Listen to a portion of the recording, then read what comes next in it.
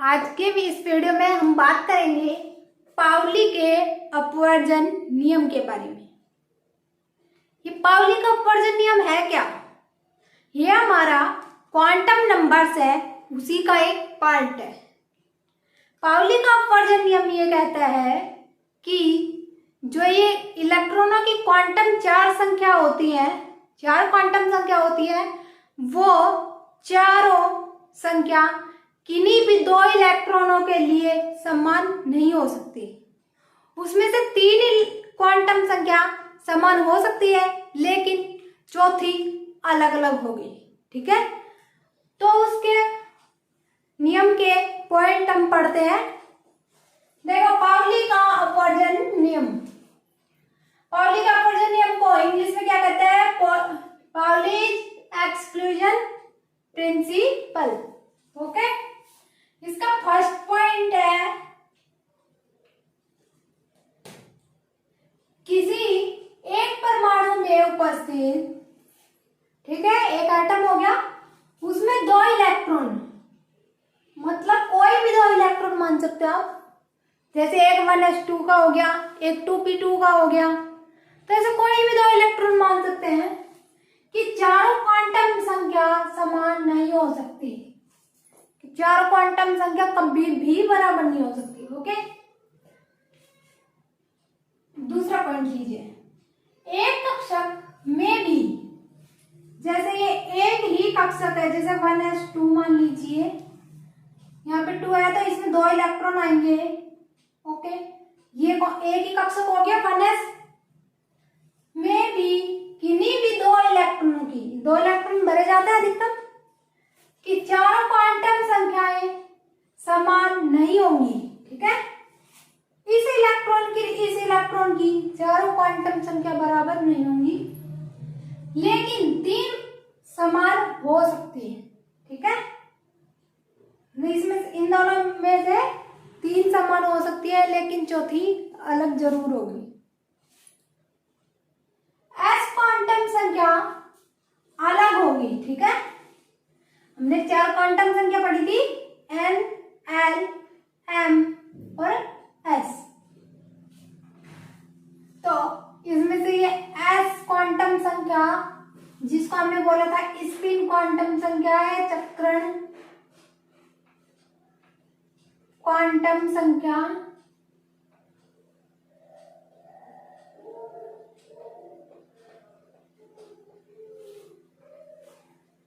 S quantum संख्या अलग होगी, जबकि N, L और M संख्या समान हो सकती है। तीनों समान हो सकती है, लेकिन ये अलग होगी। जरूरी नहीं है कि तीनों समान हो, ये तीनों अलग अलग भी हो सकती है। क्योंकि देखो, एक मान लीजिए 1s2 है, एक अभी 2p1 मान लीजिए, तो यहाँ पे p कक्षक में एक इलेक्ट्रॉन है, यहाँ पे s कक्षक में दो इलेक्ट्रॉन है, तो ये 1s2 हो गया, इसके बीच में एक 2s2 और आएगा, तो किसी भी दो इलेक्ट्रॉन मान लीजिए, तो इसका तो n बराबर 1 आया, क्योंकि वो आगे ऐसे लिखते हैं। तो ये क्या होता है? n की वैल्यू, और ये क्या होती है हमारी? l, उपकोष को बताता है। s उपकोष हो गया, तो यहाँ पे n बराबर 1 हो गया, और यहाँ पे क्या है? n बराबर 2, क्योंकि यहाँ पे ये 2 लिखा है, p उपकोष है और n का मान है 2, यहाँ पे n का मान हो गया 1, और ये s उपकोष है। अब s उपकोष है, उसके लिए l की वैल्यू भी क्या होगी? 0, और इसके लिए n की वैल्यू 2 है, तो p उपकोष है, उसके लिए l की वैल्यू कितनी हो गई? 1। तो ये भी अलग हो गई अलग, और ये n बराबर 1 और n बराबर 2 भी अलग हो गई। तो इसमें तो तीनों, और जब ये n बराबर 2 है तो, और ये n बराबर 1 है, तो इसके हिसाब से m की वैल्यू भी अलग अलग आएगी, और s की वैल्यू तो हमेशा अलग होगी। तो ये नहीं कह सकते कि तीनों बराबर होंगी, तीनों भी अलग अलग हो सकती है। लेकिन अगर किसी भी दो इलेक्ट्रॉन की तीनों समान हो भी गई, तो चौथी तो अलग होगी। ओके, अब आगे देखो, यह नियम हाइड्रोजन के लिए लागू होता, क्योंकि हाइड्रोजन में एक ही इलेक्ट्रॉन होता है। ओके,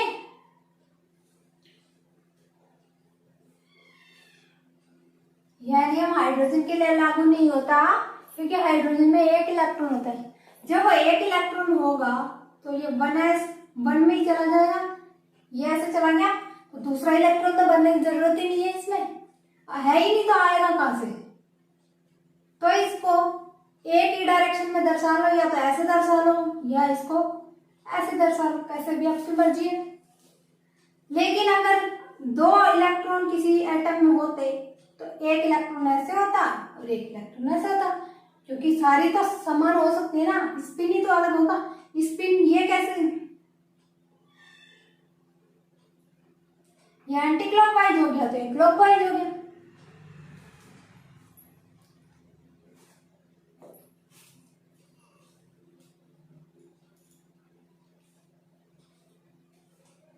इस हिसाब से ये दोनों अलग अलग हो जाती ना, लेकिन इसमें तो है ही एक इलेक्ट्रॉन, तो एक ही होगा, तो ये हाइड्रोजन के लिए लागू होता ही नहीं है।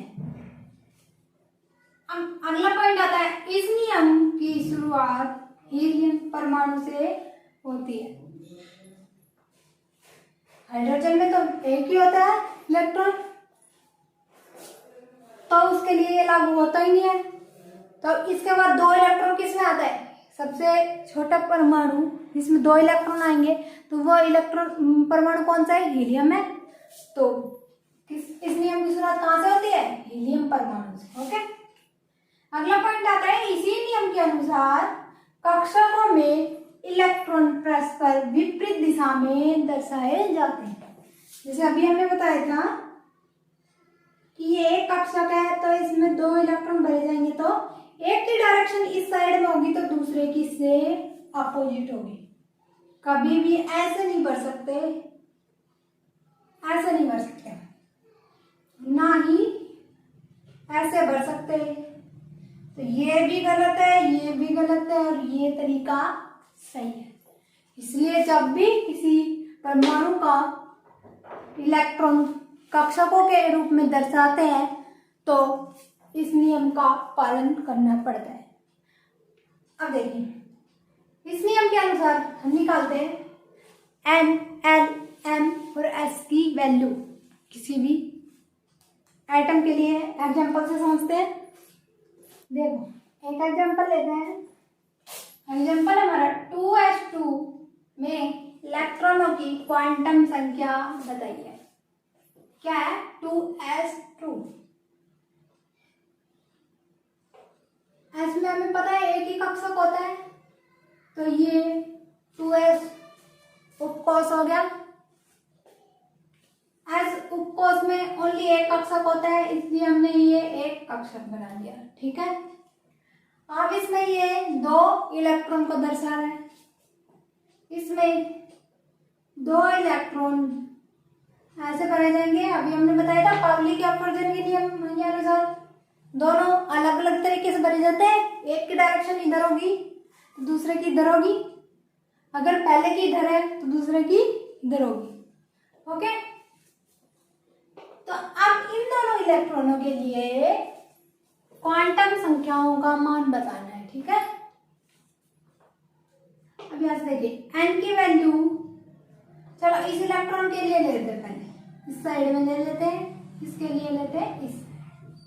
ठीक है, अब 2s है तो यहाँ पे n की वैल्यू क्या होगी, 2, क्योंकि हमारा 2s उपकोष है, और ये भी n इजिकल टू 2, तो कोस तो दूसरा ही है इसमें भी। अब देखिए l की वैल्यू लीजिए, l की वैल्यू यहां से क्या निकली, s उपकोष दर्शा रहा है, s उपकोष में l की वैल्यू का मान कितना होता है, l इजिकल टू 0, तो ये भी l इजिकल टू 0, क्योंकि इसका भी s उपकोष और इसका भी s उपकोष। अब तीसरा m का मान देख लीजिए, m क्या था, -l is less than equal to m is less than equal to plus l। Okay, यही मान था।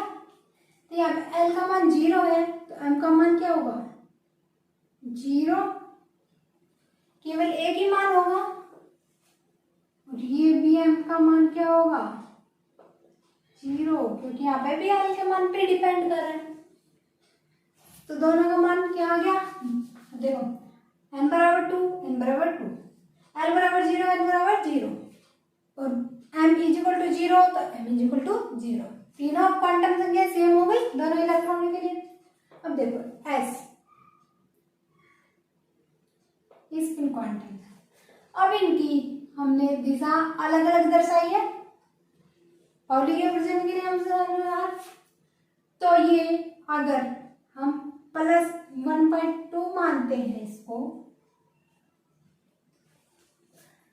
मतलब एक क्लॉकवाइज होगा एक एंटी क्लॉकवाइज होगा। तो उसमें जरूरी नहीं है कि फर्स्ट क्लॉकवाइज हो दूसरा एंटी क्लॉकवाइज हो, या फिर फर्स्ट एंटी क्लॉकवाइज हो दूसरा क्लॉकवाइज हो, ऐसे जरूरी नहीं है। और ना ये जरूरी है कि फर्स्ट का +1/2 आएगा सेकंड का -1/2 आएगा, ना ये जरूरी है कि फर्स्ट का -1/2 आएगा सेकंड का प्लस का 1/2 आएगा। तो यहाँ पे प्लस का 1/2 भी लिख सकते हैं या फिर माइनस का 1/2 भी लिख सकते हैं। ठीक है, ये अगर हमने लिख दिया +1/2 तो यहाँ पे इसका अपोजिट क्या आएगा? माइनस का 1/2। अगर हम इसको लिख देते हैं s इज इक्वल टू -1/2 तो इसका क्या हो जाता है? s is equal to plus का 1/2। ओके, तो ये दोनों इसमें से एक ही मान आएगा। मान लीजिए हम ऊपर वाला मानते हैं, तो अब देखो इसमें s की वैल्यू तो सेम है 1/2, पर यहाँ पे डिफरेंस क्या होगा? ये प्लस का साइन है और यहाँ पे साइन किसका है? माइनस का।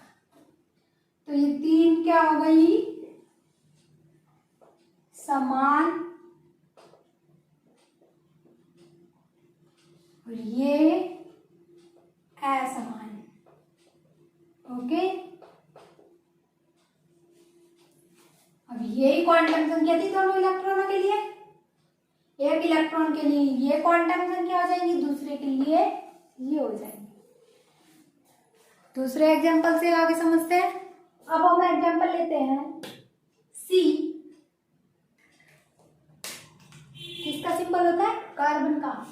C के 2p कक्षक या 2p में बोल दीजिए स्थित इलेक्ट्रॉनों की क्वांटम संख्याएं बताइए। ठीक है,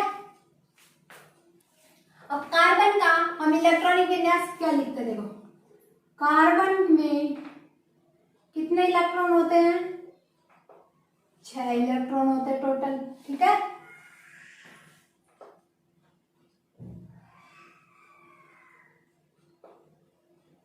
छह इलेक्ट्रॉन होते हैं। तो इसको लिखते हैं, कार्बन के इलेक्ट्रॉनिक विन्यास को लिखते हैं हम 1s2 2s2 2p2। अब ये इलेक्ट्रॉनिक विन्यास निकालना मैं अगले पार्ट में सिखा दूंगी,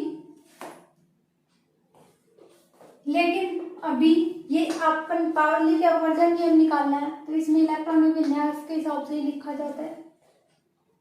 यहाँ पे इलेक्ट्रॉन कॉन्फ़िगरेशन भी बोल सकते हैं इसको। ठीक है, ये क्या हो गया? 1s2 2s2 2p2। तो इसका ये 2s2 हो गया, 1s2 हो गया ये। ठीक है, 2s2 हो गया ये, और 2p2। p में कितने कक्षक होते हैं? 3। हमें पता है ना। अब इसमें देखो 2 इलेक्ट्रॉन, देखो एक इसमें भरा जाएगा दूसरा इसमें भरा जाएगा, क्योंकि पहले एक एक करके पूरे कक्षक भरे जाते हैं और जब ये कक्षक पूरे हो जाते हैं और इलेक्ट्रॉन बाकी बच जाते हैं तो फिर इनमें अपोजिट साइड करके दूसरे इलेक्ट्रॉन भरे जाते हैं। ठीक है, अब देखो 2p में स्थित इलेक्ट्रॉन क्वांटम संख्या निकालनी है तो पी में कौन कौन से हैं? एक तो ये है, एक ये है, ठीक है। अब n का मान निकालो। n का मान इस इलेक्ट्रॉन के लिए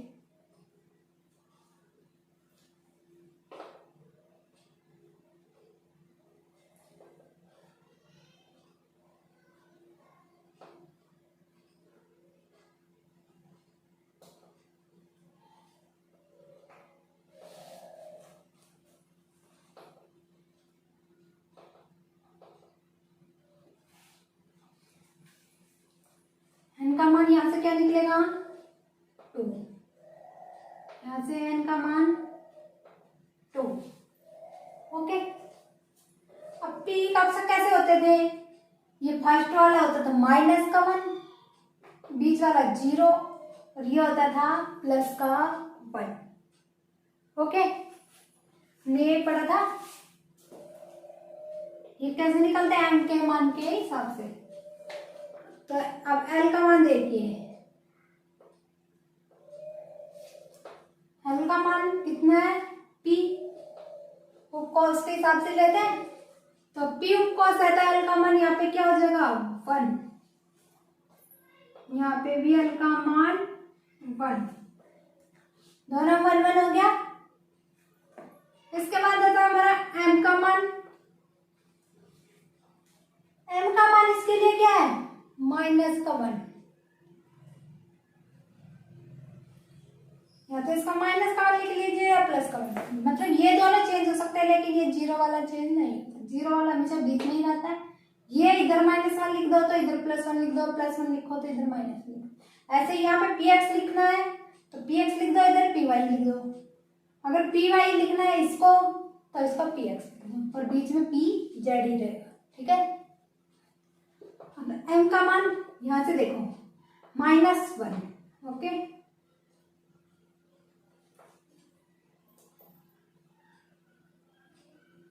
ये क्या हो गया? -1। और यहां से m का मान क्या हो गया? 0। m का मान 0 हो गया। तो ये अलग तो यहीं पे हो गई, दोनों अलग अलग कक्षक हैं, तो ये दोनों m के मान अलग अलग हो गए दोनों। तो देख लीजिए s के मान भी देख लीजिए। यहाँ पे ये इस साइड में, ये भी इसी साइड में, क्योंकि सारे पहले एक साइड में बने जाते हैं। तो अगर इसको हम प्लस के 1/2 मानता है, इसका रोटेशन प्लस का 1/2 मानते हैं, तो इस दूसरा इलेक्ट्रॉन का भी रोटेशन कितना मानना पड़ेगा? s = प्लस का 1/2। ठीक है, दोनों का रोटेशन सेम होना चाहिए। चाहे हम इनको ऐसे दर्शा दें या हम इनको ऐसे दर्शा दें, यह हमारी मर्जी है, लेकिन रोटेशन सेम होना चाहिए। ओके, तो इसके लिए ये क्वांटम संख्या होगी। इसके लिए n = 2, l = 1, m = -1, और इसके s = प्लस का 1/2। इसके लिए n = 2, l = 1, m = 0, s = plus 1/2। तो ये मान यहाँ पे अलग हो गया और बाकी मान सब सेम। ये तीनों समान और ये ऐसा। ओके, समझ में आया?